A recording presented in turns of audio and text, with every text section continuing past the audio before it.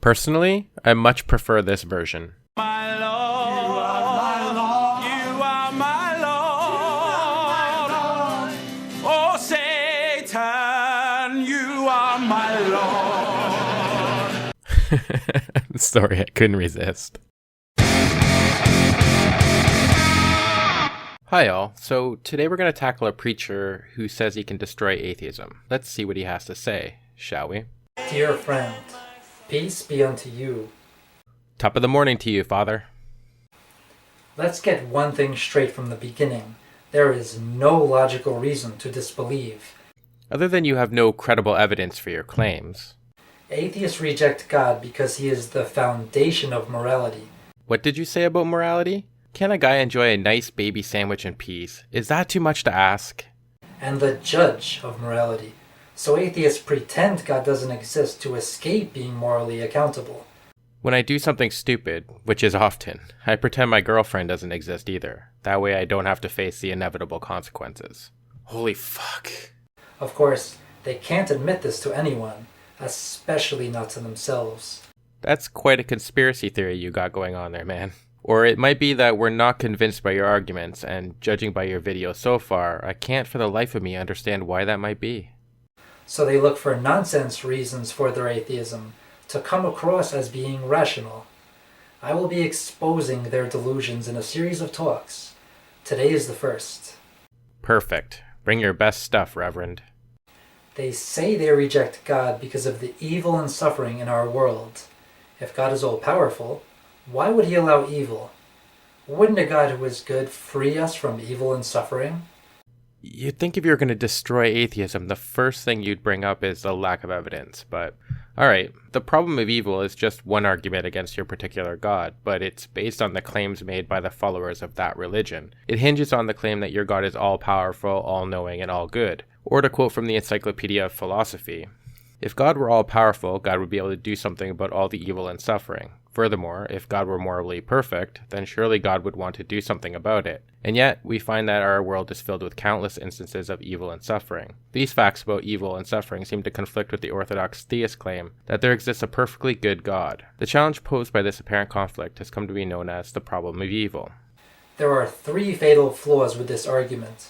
Number one, even if atheists could prove God isn't omnipotent or omnibenevolent, this wouldn't be an argument against his existence. It only disputes the attributes or nature of God. First off, it's not up to atheists to prove your God exists. You're the one making the claim, so that burden rests squarely on your shoulders. Second, those attributes you're talking about are claims your religion has made for your God. So, are you saying that your God isn't all-powerful, all-good, or all-knowing? If it's not, then I see no real reason to call it God, or any need to worship it. If John says he's a vegetarian on Monday, but eats a hamburger on Tuesday, does John then not exist? That's a ridiculous argument. So the argument is actually irrelevant. It is a ridiculous argument because it has nothing to do with the problem of evil or the claims your religion makes about the nature of your God. John eating meat would just mean he's no longer a vegetarian. What a goofy argument. The argument isn't irrelevant at all. You're just refusing to address it.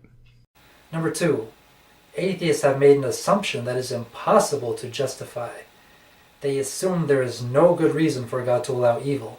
Understand this. No.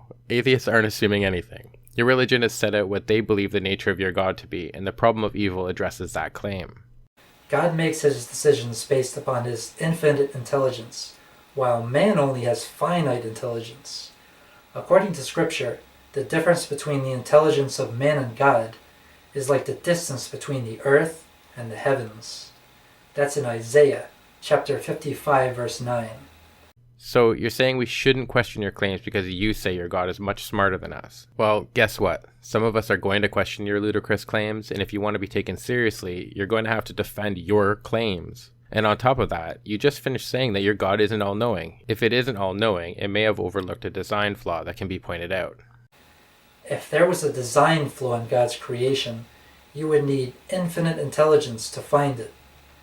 Atheists are essentially saying, based upon our finite intelligence. So, if there's a design flaw in my car, do I need to know everything about the universe to point out that flaw? Answer, no. we have concluded that an infinitely intelligent God cannot have a reason to justify evil. It's impossible for a man to question God's decisions. The wisest thing to do is trust in him.